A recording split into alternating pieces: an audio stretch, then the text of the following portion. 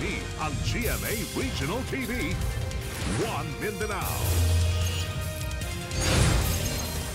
Ani ana mga dagkong balita karong adlaw sa One Mindanao. Kapin 12 million pesos sa gituha marijuana ug disposable vape nga dunay marijuana juice gisurrender sa usa ka 19 anyos nga babae ngadto sa kapulisan sa Davao City. 8 anyos nga batang babae ug grade 2 pupil napalgam patay karong hapon lang human kini na missing dihang nahulog ug naanod sa kanal sa Iligan City. Usa ka lalaki patay human matud pa na iguog kilat sa usa ka basakan sa Isulan, Sultan Kudarat. Mga senior citizen nga buot gihapon man trabaho bisan nagretiro na, pwedeng makatrabaho pinasikan sa programa sa Davao City LGU sa mga partner nga establisimento. Kini ang GMA Regional TV, One Mindanao. Mayong hapon Mindanao, ako si Sara Hilomen Velasco. Kapin 12 million pesos nga kantidad sa marijuana ug disposable vape nga dunay marijuana juice ang gisurrender ngadto sa kapulisan sa Davao City. Samtang kapin 200,000 pesos sa gingong marijuana napalgan sa usa ka abandonadong karton sa Kidapawan City. Aday report ni John D. Esteban. Gitahan sa usa ka 19 anyos nga babae ang anaa sa 17 ka bloke sa gituohang pinaugang dahon sa marijuana ug kapin 60 ka disposable vape nga gituohang dunay marijuana juice ug ubang drug paraphernalia ngadto sa kapulisan sa Davao City adlaw Miyerkules. Mitimbang kinitanan og 23 kilos ug nagkantidad og kapin 12 million pesos. Sumara sa kapulisan, saysay sa babae nga nakita ra daw niya kini sulod sa boarding house sa iyahang uyab sa Dato Bago, Barangay 5A, Davao City. Iya daw kining gisurrender sa kahadlok nga madamay siya. Una nang naaresto ang uyab sa babae ato sa checkpoint sa Purok 26 Malagamut Road, Barangay Paracan sa Davao City Sab niadto nga Martes tungod sa illegal nga droga. Gikasuhan na kini og paglapas sa Republic Act 9165 o Comprehensive Dangerous Drugs Act. Ginasulayan pa nga makuhaan og pahayag ang babae ug ang suspect. Sa Kidapawan City, kapin 200,000 pesos nga kantidad sa pinaugang dahon sa marijuana nga dunay liso niini ang napalgan sa usa ka abandonadong karton daplin sa usa ka suba sa barangay Linangkod sa Kidapawan City Miyerkules sa buntag. Sumara sa kapulisan, nagpahigayon og roving duties ang mga opisyal sa maong barangay dihang napalgan kini. Dihang ilang yablihan, dito napalgan ang anaa sa napulo ka bricks sa pinaugang dahon sa marijuana. Gituhang usa kini ka bagahe, sanglit nakaimpake kini gamit ang bubble wrapped cellophane. Parayon ang investigasyon sa PNP sa kung kinsa ang nagbilin niini. John D. Esteban para sa One Mindanao. Nagpadayag og kadismaya ang Mindanao Development Authority kon Minda kalabot sa ubos nga pondo nga ginagahin alang sa Mindanao. Ang detalye sa live report ni John D. Esteban. John D. Sara, kini taliwala sa nagparayong investigasyon sa anomalya sa flood control project sumala sa Minda nga bisan sa kadako sa natampo sa Mindanao sa nasudnong kalambuan gikuripot gihapon daw ang pondo niini. Sa opisyal nga pahayag ni Mindanao Development Authority o MINDA Secretary Leo Bagno, nagparayag siya sa iyang karismaya kalabot sa anomalya sa flood control projects ug sa matud pa insertion sa nasudnong pondo. Dugay na matud pa ginaduso nga mahatagan og patas ka bahin gikan sa national budget ang Mindanao. Aban anaara daw gihapon sa kapin 15% taliwala sa dakong naambit sa Mindanao sa national development. Unya napadulong lang ang binilyong kwarta sa giingong anomalya nga maayon ta sa kinahanglang infrastruktura sa Mindanao sama sa kalsada, tulay, pantalan, airport, energy systems ug eskwelahan.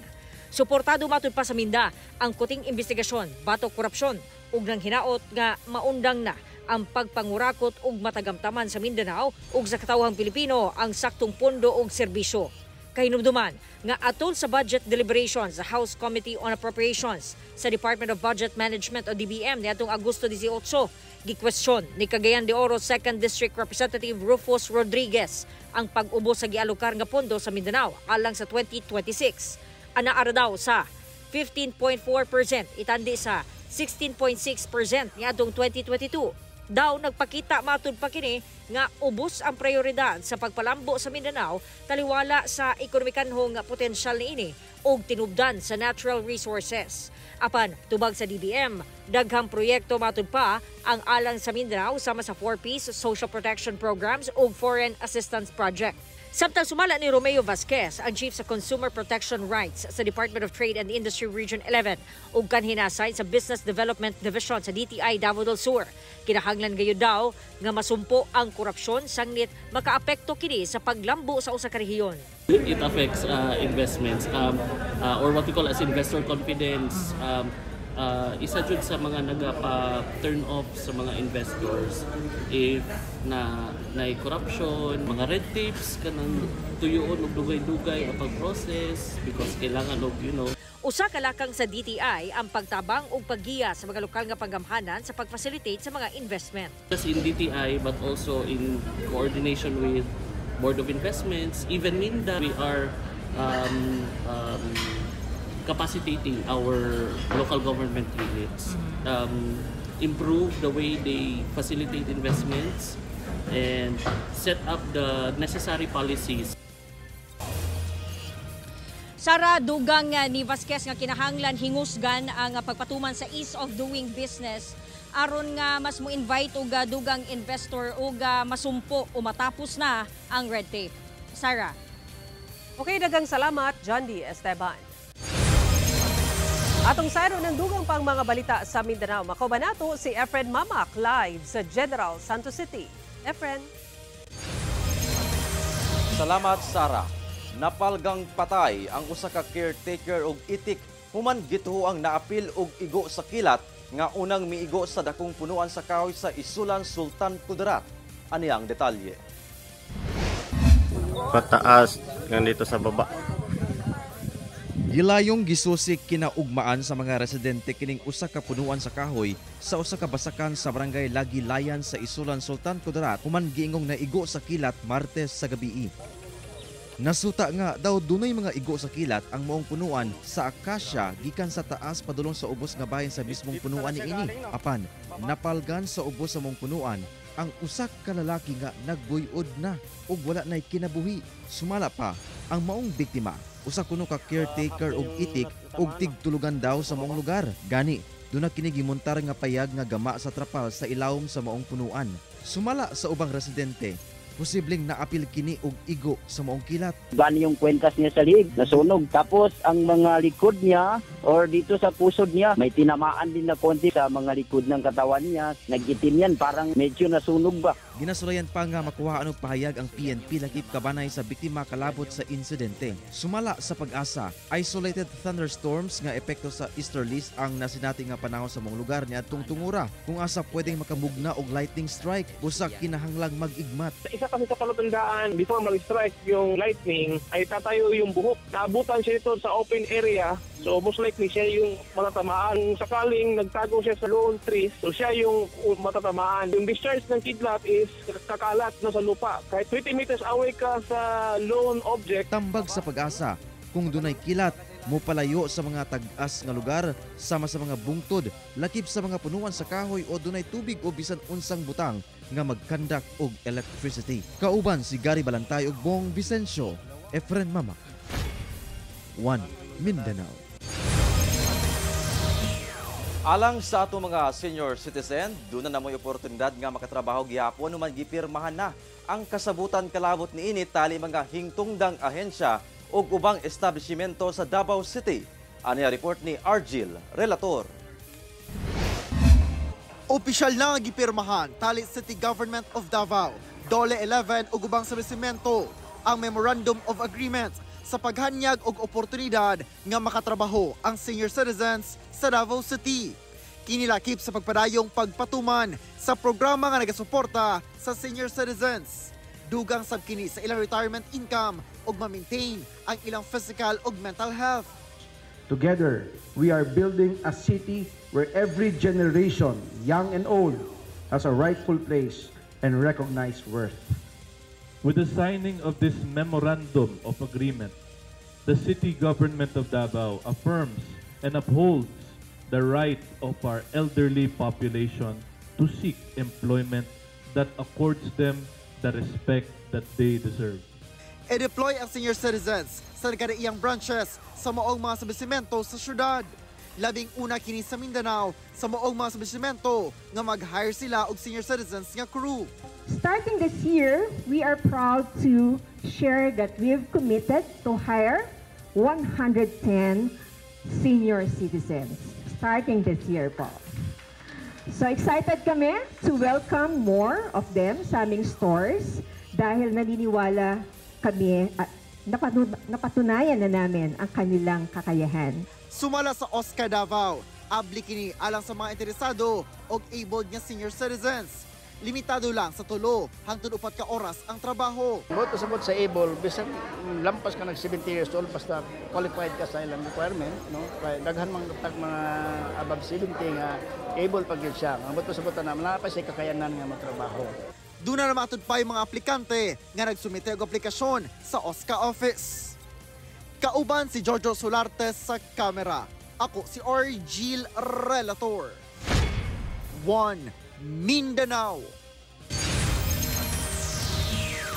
TV ang GMA Regional TV. 1 Mindanao. Usa ka 8 anyos nga batang babae o grade 2 pupil ang wa nay kinabuhi nga napalgan sa mga otoridad human kini nahulog sa usa ka kanal sa Iligan City. Ang detalye sa report ni James Paulo Yap. Kini ang aktual nga rescue operation nga gipaygayon sa mga residente sa barangay Pugaan sa Iligan City. Human nga gikatawong adunay usa ka batang babae nga 8 anyos ang naanod sa kanal sa maong barangay. Kagahapong adlaw sumala sa una nga nakaresponde nga usa ka habal-habal driver nga si Benji. Nakita pa kuno ang bata uban ang mga classmates niini sa Bipat Outpost nga nagkaon sa ilang paniudto. Gi-report sa grade 5 pupil nga igagaw sa biktima nga nahulog ang tsinela sa bata sa kanal ug gisuwayan kuno niya kini pagkuha hinungdan nga nahulog ug naanod sa sulog nga tubig. Ito di amba ko dia. Gamay nakita na ko na. Niudlod na gyud dinamtabang. Suko ang asawa kay bisig maapil kuno kog ano. Pakya sila nga makita ang maong bata. Hantod na lang pagkagabi busa nagpatabang na sila sa mga personahe sa Iligan City Disaster Risk Reduction and Management Office ug Philippine Coast Guard. Karong buntag, gibalikan sa otoridad ang maong lugar kung asa nahitabo ang insidente. Sumala sa maestra sa maong bata, estudyante niya ang biktima sa grade 2 ug naanda na niini nga magtambay sa lugar panahon sa ting paniudto. Kuan man gito siya nga bata manggamay man ba, diyan gaan then dali ra siya nadala sa tubig, dala sa kilid. Every hapon man gud man kay say man gud kanang maayo ang tempo kay magkuan sila dara, magtambay kay magtiwas silang pagkaon. Pasado alas 3 sa hapon adlong Martes, gikumpirma na sa Iligan City Disaster Risk Reduction and Management Office nga nakita na sa mga otoridad apat ang lawas sa batang biktima sa usa ka sapa nga sakop na sa barangay Tubod sa syudad. Wala pa miluwat og pahayag ang ginikanan sa bata. Lesson learned po ta ba nga inaana di ay nga di ginato pasagdal atong mga kabataan nga inato karong nahitabo so kung kuan ato yung paula tong anak kay di pa man gid siya under pa man gid sa care sa mama. Ako si James Paulo Yap, 1 Mindanao. Sa pag-ili sa liderato sa Senado, duna say bag-ong napiling chairperson sa pipila ka komitiba. Usa sa mga nailisan ang chairmanship sa Committee on Health nga unom ka tuig ipanguluhan ni Senator Bongo ug karon gigunita na ni Senator Risa Hontiveros. Ani report ni Argil Relator. Sa paglingkod ni Senate President Tito Soto, dunay mga kabag-uhan sa magdumala sa matag komitiba sa Senado. Si Senator Ping Lacson ang chairperson sa Blue Ribbon Committee, hulit kang Senator Rodante Marcoleta. Senator Raffy Tulfo ang sa Labor, Employment and Human Resources Development, hulit kang Senator Aimee Marcos. Senator Loren Legarda sa Higher, Technical and Vocational Education ug Accounts, hulit kang Senator Alan Peter Cayetano. ug National Defense and Security, hulit kang Senator Jinggoy Estrada. Si Senator J.V. Ejercito na ang magdumala sa Public Order and Dangerous Drugs, hulit kang Senator Bato de la Rosa. Samtang si Senator Risa Hontiveros na sa Health and Demography, hulit kang Senator Christopher Lawrence Bongo. Ato sa sesyon sa Senado adlong Martes, mipasalig si Senator Go kinsa nangulo sa maong komitiba sulod sa unom ka tuig anda makigtrabaho sa majority isip vice chairperson sa moong komitiba. Sa iyang pagdumala sulod sa duha ka kongreso, napasa ang Malasakit Center Act sa tanang DOH-run hospitals sa tibuok nasod nga naghatag og medical assistance kung asa sobra 15 milyon ka pasyente na ang natabangan.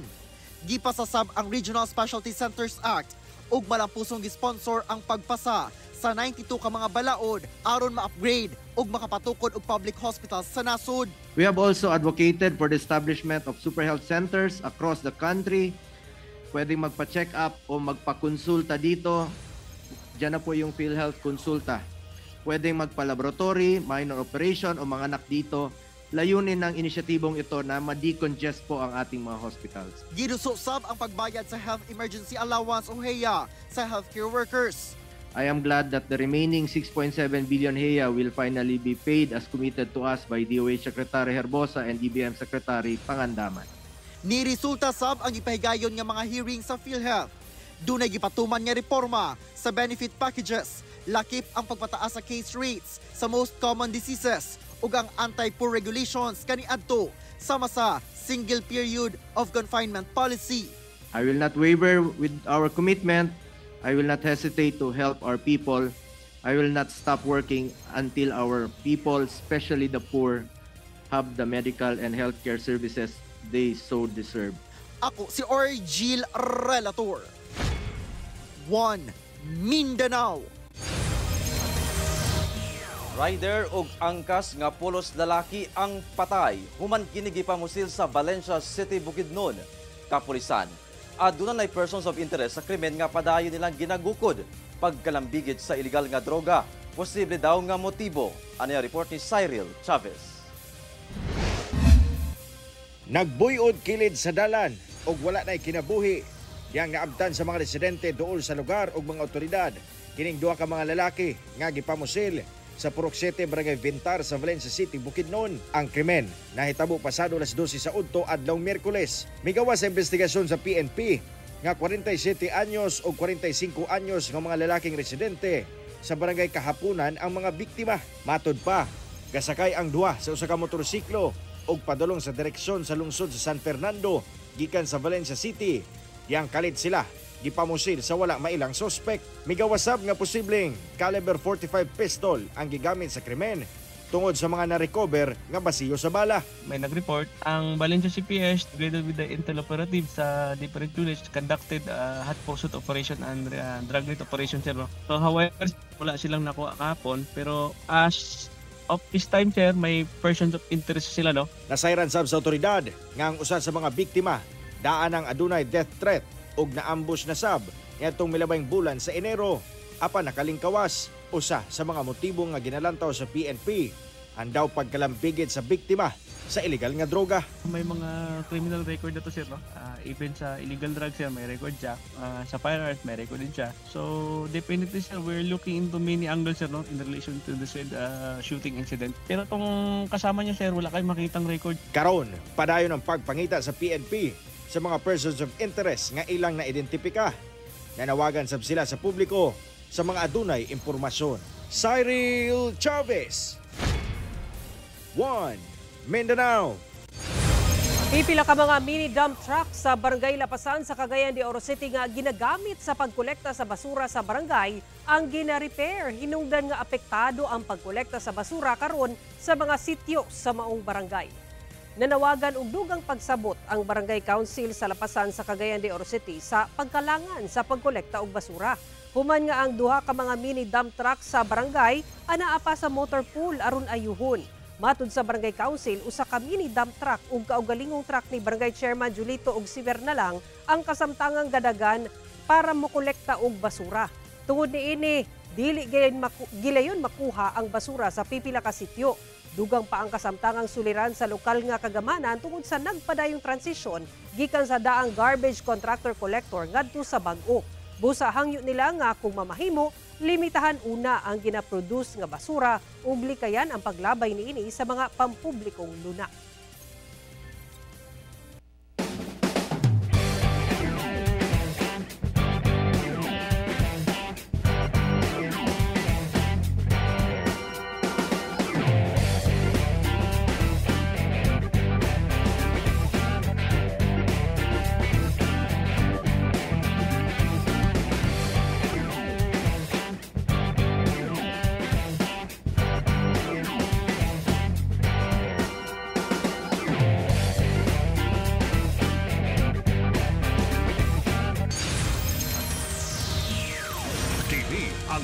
GMA Regional TV, One Mindanao. Usa ka klase sa migratory raptor ang giatiman karon sa DENR 12. Human kini napalgan nga dunay samad nga gituang gipusil gamit ang airgun sa Magpet, Cotabato. Makita nga samdan kining Oriental Honey Buzzard nga usa ka klase sa migratory raptor diyang gi-turn over kini sa buwatan sa Municipal Environment and Natural Resources Office Kunmenro sa Magpet, Cotabato adlong Martes. Na-rescue kini sa usa ka 24 anyos nga Kapgu member nga si Jeffrey Uyanguren samtang nag-duty sa Sitio Lubas, Barangay Amabel sa maong lungsod sa susamang adlaw sab. Matod sa DENR 12 nga ang samad niini sa pako ug sa Cuyami Oclo, posibleng naangkon human kini gituang gipusil gamit ang airgun. Gilayon kining gipatambalan ug nakatagdang ibalhin sa Regional Wildlife Rescue Center alang sa padayong treatment and recovery. Gumikan sa insidente, mas paugtan pa sa DENR ug LGU ang lakang alang sa wildlife protection sa maong probinsya. Usa ka high-value target ang arestado sa buy-bust operation sa Lanao del Sur. 3.4 million pesos nga kantidad sa illegal nga droga ang nakumpiska. Arestado sa buy-bust operation sa Philippine Drug Enforcement Agency, Confideya, Lanao del Sur sa Barangay Poblasyon sa Giran sa maong probinsya ang sospek. Giila lamang sa otoridad nga si alias Arman, 32 anyos. Nakuha gikan sa sospek ang 5 kadagkong sachet sa gituang shabu nga nagkantidad og 3.4 million pesos. Ana na kini karon sa kustodiya sa PIDEA Regional Jail Facility alang sa inquest proceedings. Pinasikad sa Section 5 sa Revised Penal Code ug Article 2 sa Republic Act 9165 kon Comprehensive Dangerous Drugs Act. Usa ka balay ang naugdaw sa sunog sa Davao City. Itom nga bagang aso ang makita dool sa Talumo Police Station sa Davao City. Kini dihang gilamoy sa kalayo ang usa ka balay sa Barangay Matina Crossing sa Davao City Miyerkules sa hapon. Usa ka magbanay ang apektado sa maong sunog. May na lang kay walay nasamdan. Padayon pang ginaimbestigahan sa BFP ang hinungdan sa sunog ug ginasuta ang kantidad sa nadanyo. Bamboo hut making nahimong panginabuhian sa pipila ka mga residente sa usa ka barangay sa Manolo Fortich sa Bukidnon. Ang detalye sa report ni James Paulo Yap. Tree of Life kung tawagon ang kawayan o bamboo tree ug native sad kini sa Mindanao. Ilabi pa sa probinsya sa Bukidnon, sa barangay San Miguel sa Manolo Fortich, Bukidnon. Makita ang mga kawayan nga nanurok lang kilid sa kalsada. Busa pipila sab ka mga residente ang nahimong panginabuhian ang pagpahimulo sa mga produkto nga gama sa kawayan. Sama ni Wensley Buwagan, kinsa sobra na 10 ka tuig na, nagahimo og bamboo hut o bahay kubo. Nakuha pa niya ang iyang kahibalo niini gikan sa iyang mga ginikanan. Usa ra gid ang kawayan yun. Madako na makatabang gid ang kawayan. Daghan man ang trabaho diri gud. Dagan gay mo. Sa susamang trabaho sab nabuhi ang pamilya ni Antonio Asiniero. Diri na namo gipa-eskwela mong bata, diri na tanan namo panguha mong adlaw-adlaw nga panginabuyan. Sumala niya nga dali ra kuno pangitaw ng kawayan kumpara sa ubang kahoy ug mas lig-on sab kini. Adunay kubo nga simpleng cottage lang. Pwede sab nga mini house na nga adunay kwarto ug double deck nga higdaanan. 40,000 pesos hangtod 95,000 pesos ang kantidad sa matag bamboo hut.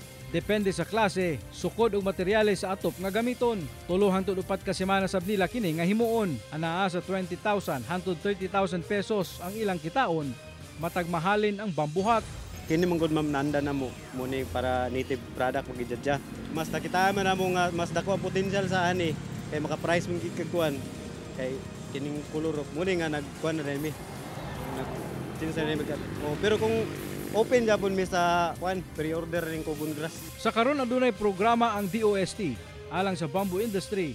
Ug gani baguhay lang gipahigayon sa syudad ang Engineered Bamboo Exhibit. Suportado sab kini sa 1st Congressional District sa Bukidnon.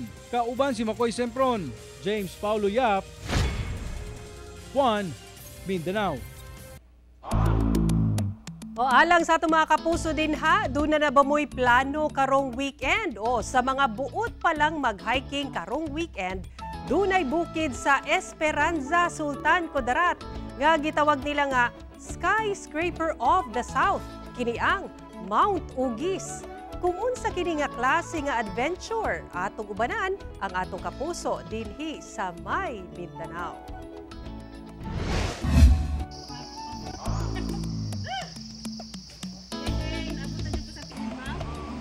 Gikan pa lang sa trail, grabe na ang challenge. All assault hike nga walay hunong kada tikang. Murag ginusulayan ang kusog ug kaisog sa atong kapuso. Kini ang gilang nga skyscraper of the South, ang Mount Ugis sa Esperanza, Sultan Kudarat. Kapin 3,000 feet kini above sea level ug ang sikat nga parte sa bukid, ang gitawag nga Knife Edge Peak tungod sa porma nini nga daw kutsilyo. Pag-abot sa Knife Edge, dito na nabati ang tinuod nga thrill. Gamay rang dalan, ang isig kakilid pulos pangpang. Delikado kung masayop og tikang ug kusog ang hangin. Apan bisan pa sa kadlok, gilaban sa atong kapuso aron maabot ang tumoy sa Mount Ugis. Ug pag-abot dito, tanang kakapoy na pulihan ug kahingangha. Ang talan-awon, priceless. Ang Mount Ugis nagpahinumdom nga bisan unsa kalisod sa dalan. Basta dunay determinasyon ug magpadayon lang, worth it gyud ang kakapoy aron maabot ang imong pangandoy.